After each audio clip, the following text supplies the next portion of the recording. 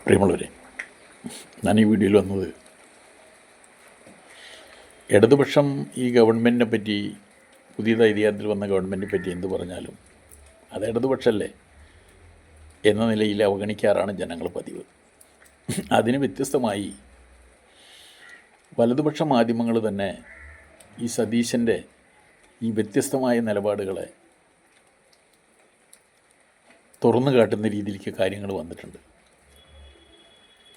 അതുകൊണ്ട് വലതുപക്ഷ മാധ്യമങ്ങളെ വിശ്വസിച്ചിരുന്നൊരു വിഭാഗം അവരിപ്പോൾ ആശയക്കുഴപ്പത്തിലാണ്. ഇപ്പോൾ ഒരുപാട് വകുപ്പുകൾ സതീശൻ്റെ കയ്യിലുണ്ട്. ഒരു മനുഷ്യസാധ്യമല്ലാത്ത ഇതാണ്. മുഖ്യമന്ത്രി തന്നെ പൊതുഭരണം എന്ന് പറഞ്ഞാൽ വലിയൊരു കടമ്പയാണ്. ധനകാര്യം എന്ന് പറഞ്ഞാൽ സങ്കീർണമാണ്. അത് ഇന്നത്തെ നമ്മുടെ ലോക സാഹചര്യത്തിൽ, നമ്മുടെ രാജ്യത്തിൻ്റെയും അതുപോലെ തന്നെ കേരളത്തിൻ്റെയൊക്കെ സാഹചര്യത്തിൽ വലിയൊരു സങ്കീർണമായ വകുപ്പാണ്.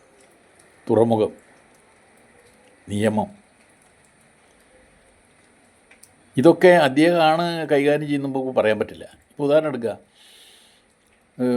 ദിവ്യ എസ് അയ്യരെ അത് ഗവൺമെൻറ് അധികാരത്തിൽ വന്ന് കുറച്ച് കഴിഞ്ഞപ്പോൾ തന്നെ മാറ്റി.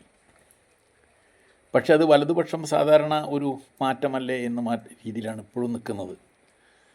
ഇപ്പോൾ നമ്മൾ തിരിഞ്ഞു നോക്കുമ്പോൾ തുറമുഖത്തിൻ്റെ കച്ചവടം, അദാനിയുടെ കച്ചവടം പരിശോധിക്കുമ്പോൾ ബോധപൂർവമാണ് ഈ ദിവ്യ എസ് അയ്യരെ അവിടെ നിന്ന് മാറ്റിയതെന്നുള്ളത്. സാധാരണ മാറ്റമല്ല, അതൊരു ബോധപൂർവ മാറ്റമാണെന്ന് ഇപ്പോൾ മനസ്സിലായി. ഇത് മണത്തറിയുന്നതിൽ നമ്മുടെ ഇടതുപക്ഷ മാധ്യമങ്ങൾ വേണ്ടത്ര പറഞ്ഞാലും ആളുകൾ വിശ്വസിക്കില്ല. പക്ഷേ വലതുപക്ഷ മാധ്യമങ്ങൾ പറഞ്ഞാൽ അത് വിശ്വസിക്കായിരുന്നു ജനം. പക്ഷെ അതുണ്ടായില്ല. 25% കൂടുതൽ ഷെയർ വിൽക്കുകയാണെങ്കിൽ ഗവൺമെൻറ്റിൻ്റെ അംഗീകാരം വേണമെന്നുള്ളത്, ആ അംഗീകാരം നിലനിർത്തിക്കൊണ്ട് തന്നെ അദാനിക്ക് വിൽക്കാൻ ധൈര്യം ഉണ്ടായെങ്കിൽ, ദിവ്യ എസ് അയ്യർ അവിടെ ഉണ്ടായിരുന്നുവെങ്കിൽ ഈ രഹസ്യം ചോർന്നു പോകുമെന്ന് മനസ്സിലാക്കിയിട്ടാണ് വി.ഡി. സതീശൻ. അത് ബുദ്ധിയെന്ന് പറയാൻ പറ്റില്ല, അതിൻ്റെ ഉള്ളിൽ എന്തൊക്കെയോ ഒളിച്ചു വെച്ച കാര്യങ്ങളുണ്ടെന്നാണ് മനസ്സിലാവുന്നത്. ഒരു മണി ചെയിൻ ബിസിനസ്സിനെ പോലെയാണോ നമ്മുടെ രാജ്യഭരണത്തെ കണ്ടത് എന്ന് സംശയമുണ്ട്. ഇതിന് ഞാൻ വി.ഡി. സതീശനെ മാത്രം കുറ്റം പറയില്ല. ഇപ്പോൾ ലീഗിനെ സംബന്ധിച്ചിടത്തോളം അതിനെ ചോദ്യം ചെയ്യാനുള്ള ശക്തിയൊക്കെ ക്ഷയിച്ചു പോയിരിക്കുന്നു. ഇത് ബാബറി മസ്ജിദിന് ശേഷം ഇന്ന് വരെയുള്ള അനുഭവം എടുത്ത് നോക്കിയാൽ അവർ ഭരണത്തിലുണ്ടെങ്കിൽ അവരെന്ത് വേണമെങ്കിലും സഹിച്ച് ആ സമുദായത്തെ വിൽക്കാൻ വരെ തയ്യാറാകുമെന്നുള്ളതാണ് ലീഗിൻ്റെ അനുഭവം. പിന്നെ കുറച്ച് തീവ്ര ഇടതുപക്ഷക്കാരുണ്ടെന്ന് പറയുന്നുണ്ട്. അതിൽ അവരുടെയൊക്കെ എന്നോ എന്താ പറയുക, എല്ലാ കഴിവും ചോർന്നു പോയിട്ട് അത്രയോ കാലങ്ങളായി. അതിനെ പോരാടാനുള്ളൊരു കഴിവൊന്നും അതിനില്ല, RSB ആരായാലും.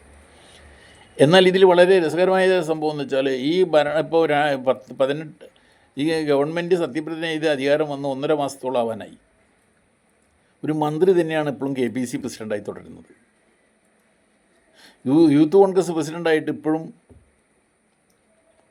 തുടരുന്നത് ഒരു മന്ത്രിയാണ് തുടരുന്നത്. കോൺഗ്രസിൻ്റെ വൈസ് പ്രസിഡന്റുമാരായിട്ടുള്ള 3 ആളുകൾ ഇപ്പോഴും തുടരുന്നത് മന്ത്രിമാരാണ്. ഇവരെ മാറ്റാൻ പോലും ഹൈക്കമാൻഡിന് ഈ 1.5 മാസക്കാലമായിട്ട് കഴിഞ്ഞിട്ടില്ല എന്നുള്ളതാണ്. അപ്പോൾ എന്താ വേണ്ടത്? ഒരു ഭരണത്തിലുള്ള സമയത്ത് ആ മുഖ്യമന്ത്രിയെന്നടക്കം നിയന്ത്രിക്കാൻ കഴിയുന്ന ഒരു KPC പ്രസിഡൻ്റാണ് വേണ്ടത്. ഇതാര് വിചാരിച്ചാലും ഈ ഒറ്റയാൻ പോക്കിനെ തടയാൻ കഴിയുന്നില്ല എന്നുള്ളതാണ് ഇപ്പോൾ മനസ്സിലാവുന്നത്. എനിക്കിതിലൊരു കഥയാണ് ഓർമ്മ വരുന്നത്. ഒരാൾ ഉച്ചസമയത്തിന് മുൻപ് വീട്ടിലേക്ക് വിരുന്ന് വരുന്നു. വീട്ടമ്മ അവർക്ക് ഭക്ഷണമൊക്കെ ഒരുക്കി കൊടുക്കുന്നു. ഭക്ഷണമൊക്കെ ഒരുക്കി കൊടുക്കുമ്പോൾ ഭക്ഷണം കഴിച്ച് കൊണ്ടിരിക്കും പറഞ്ഞു, എന്താണെന്നറിയില്ല, പെട്ടെന്ന് ഉണ്ടാക്കിയതാണ്, സ്വാദുണ്ടോയെന്ന് അറിയില്ല, പായസമൊക്കെ നന്നായിട്ടില്ലേ എന്ന് ചോദിച്ചു. അപ്പോൾ വിരുന്ന് വന്ന ആൾ പറഞ്ഞു, ആരാണ് പായസം വെച്ചത്? വളരെ നന്നായിട്ടുണ്ട്, അത് ഞാൻ തന്നെയാണെന്ന് പറഞ്ഞു. ആര്? വീട്ടമ്മ.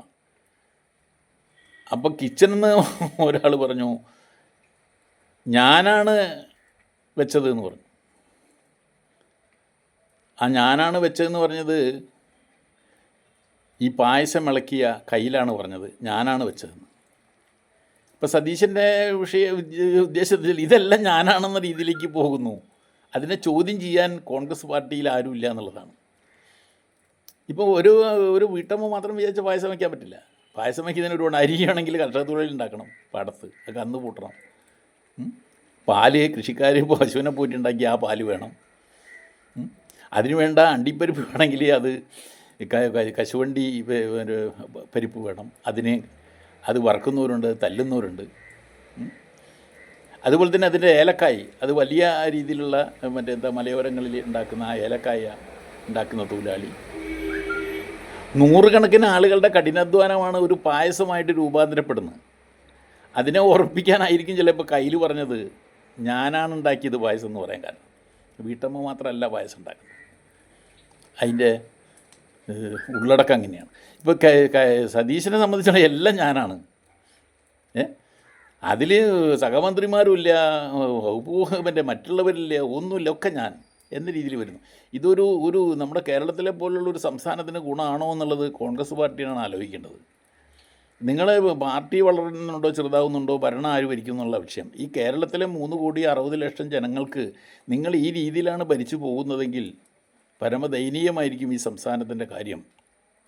ഈ സംസ്ഥാനം ഉണ്ടായ കാലം മുതൽ ഇന്ന് വരെ ഉണ്ടാക്കിയിട്ടുള്ള നേട്ടങ്ങളെ മുഴുവൻ തകർക്കുന്ന രീതിയിലാണ് ഒരു ഗവൺമെൻറ്റിൻ്റെ അംഗീകാരത്തോടുകൂടി വിൽക്കേണ്ട ഷെയർ അത് 49% വിറ്റ് അത് ലോകത്തുള്ള വലിയ വൻകിട കമ്പനി അതിൽ കടന്നു കയറി അവരുടെ നിർദ്ദേശത്തിനനുസരിച്ച് ഈ ഗവൺമെൻറ് തന്നെ 5,000-ഓളം കോടി മുടക്കി അതിൻ്റെ കഠിനാധ്വാനം ചെയ്ത് അവിടുത്തെ സമരങ്ങൾ മുഴുവൻ നേരിട്ട് അന്ന് ആ സമരം നടത്തിയ സമയത്ത് ഇത് തുടങ്ങാൻ ഞങ്ങൾ സമ്മതിക്കില്ല എന്ന് പറഞ്ഞ ഈ സതീശൻ ഇന്ന് ഇത് വിൽക്കാൻ ഇങ്ങനെ കൂട്ടു നിൽക്കുക എന്ന് പറഞ്ഞാൽ, അതുപോലെ തന്നെ ദിവ്യ സയ്യരുടെയൊക്കെ അധ്വാനം ആ തുറമുഖത്തിൻ്റെ വർക്കിൽ വലിയ അധ്വാനമുണ്ട്.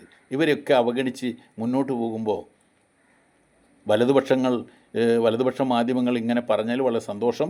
അത് ശക്തമായി മുന്നോട്ട് കൊണ്ടുപോകണം. നിയമ നടപടി സ്വീകരിച്ചുകൊണ്ട് ഇതിനെ തടയാനുള്ള നിലപാട് നടത്തണം. വെറുതെ നമ്മൾ സംസാരിച്ചു പോയിട്ട് കാര്യമില്ല. ഇതാണ് ഒരു പൗരൻ എന്ന നിലയിൽ എൻ്റെ ഒരു അഭിപ്രായം.